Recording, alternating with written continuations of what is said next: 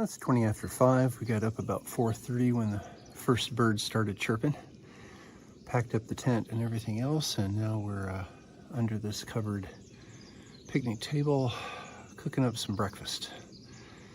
I realized I made a mistake in my calculations, and what I thought was a 20-mile day on today's plan was actually a 30-mile day. So I did a little recalculating last night, and I think we're going to turn it into 2:15s and see if we can find a laundromat on the way. Things are getting kind of salt encrusted after yesterday's heat. It was 70 degrees in the tent all night, so not much of cooling off. The wind blew, which had me concerned about a couple of dead trees in the area, but eventually that concern was erased because I slept hard. And I needed it after that long day. Well, today is going to be a little bit of beach walking, but mostly it's going to be up and over headlands. We've got, between today and tomorrow, we've got 3 to go over, 2 small ones, and then the big one, which is 1,600 feet, which we'll tackle tomorrow morning. And I think that'll also make it more practical to do a 15-mile-an-hour day. 15-mile day, mile an hour, no. Okay, well, I'm gonna cook up some breakfast and enjoy this beautiful morning, and we can take it a little easier today and see if we can find some more resources.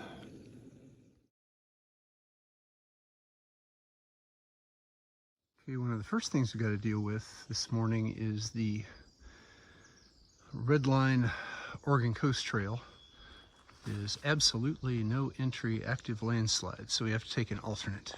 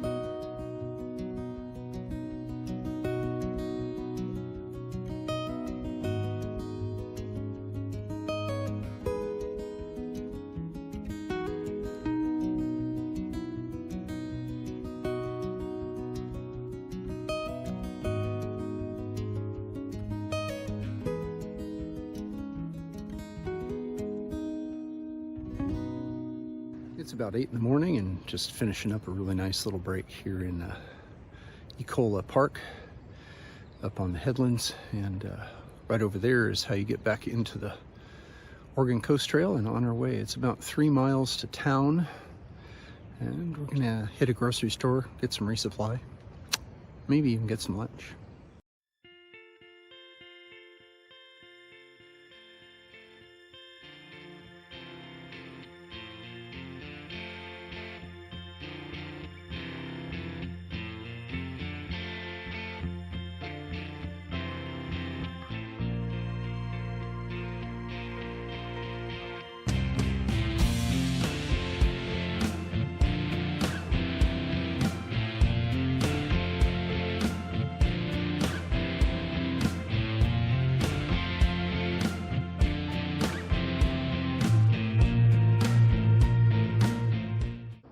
tracks.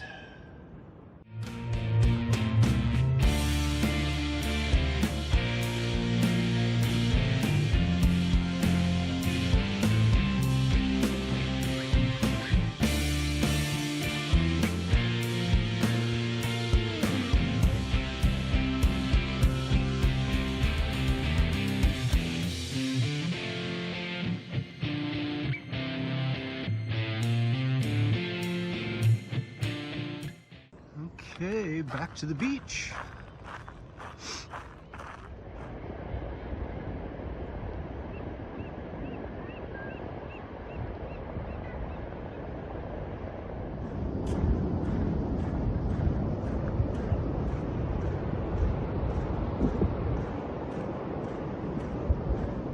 Back on the beach.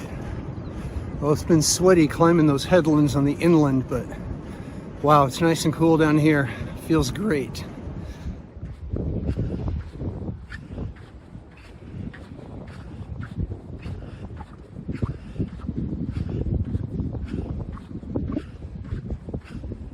Squeaky sands.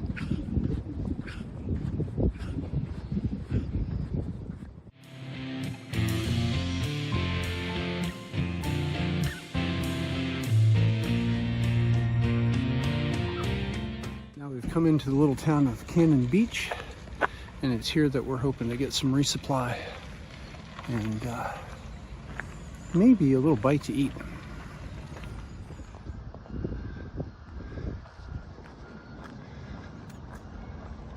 So this is Nakus Park, just as you get over the bridge, and evidently it's a place where the Native Americans used to meet, and the name Nakus means place of gathering. Pretty cool. Okay, we've come out the other side of this channel. And now we're headed toward Haystack, the Haystack.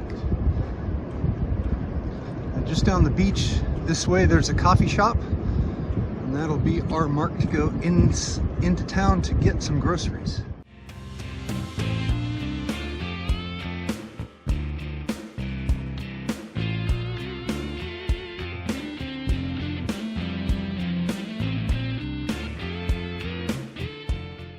Okay, fortunately everything was right there together.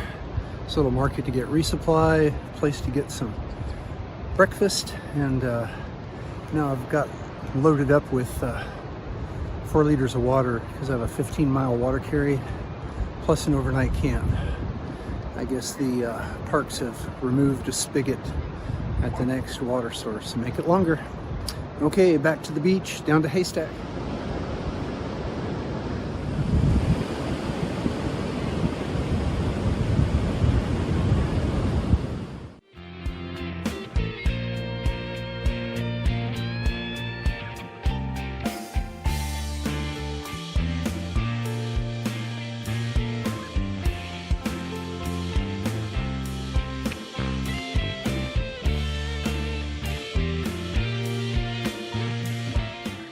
This is one of the headlands that gets cut off at high tide. Looks like we're fine. And more sea stacks.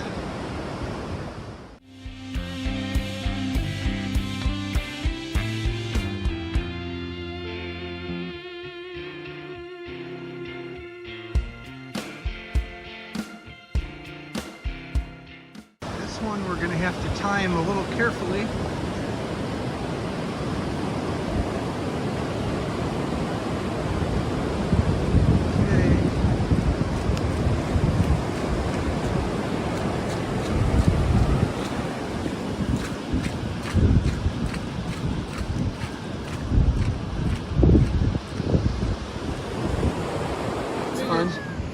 I guess we got one more coming up in 1.5 miles that we need to get around. And it's a little closer than I thought it would be. Okay, this one might prove interesting. Hopefully there's a ledge. We'll see. Those guys are standing on it. They can't be stranded there all night. So something's got to happen. That was not easy.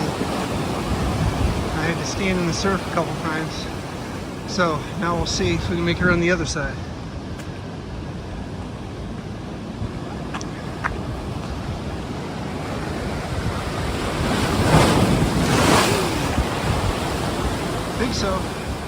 So I timed it so I made it across that bunch of rocks there, but it gets pretty hairy here. Sometimes when the big waves come in and wash over it,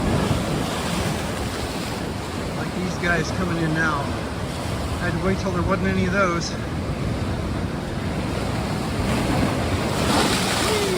Okay, let's get out of here.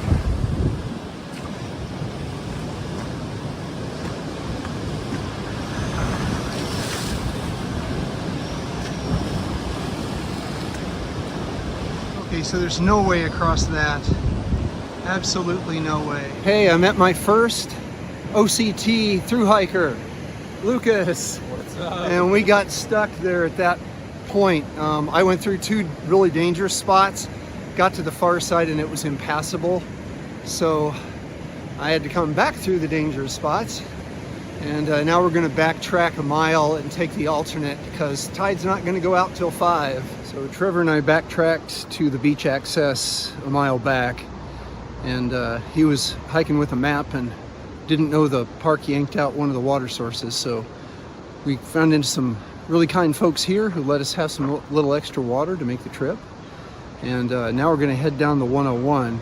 We also found out by looking at the map that we'll have to head down the 101 even farther because tide doesn't go out till 5, and there's not only the choke point we were at, but there's another choke point we would probably get stopped at. So off we go down the highway.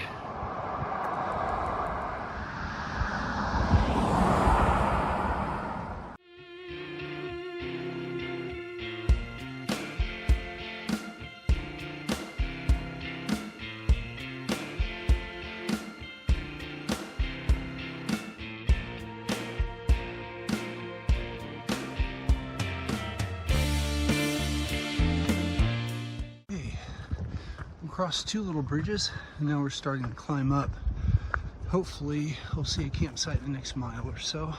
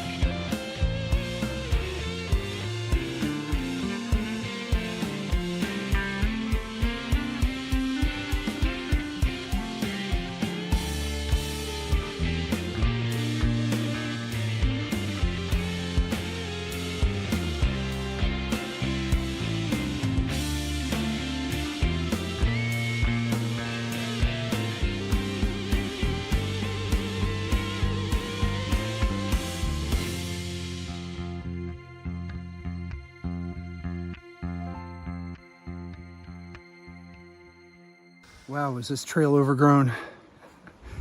Yeah, I think it's about another half mile to where the reported single campsite is, and it is hot up here. It was nice and cool down low. Maybe the breeze will come in and help out.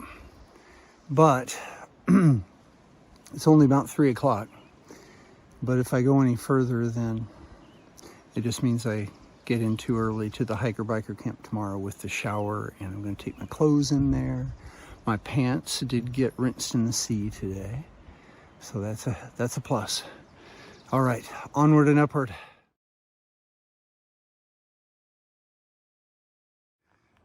Okay, I believe that is the spot. Nice. It's 20 after 4 and the Serenity Shuttle has landed at trail mile 38.6. It was a great day. Thanks for hiking with me, and remember, we're doing the impossible. That makes us mighty.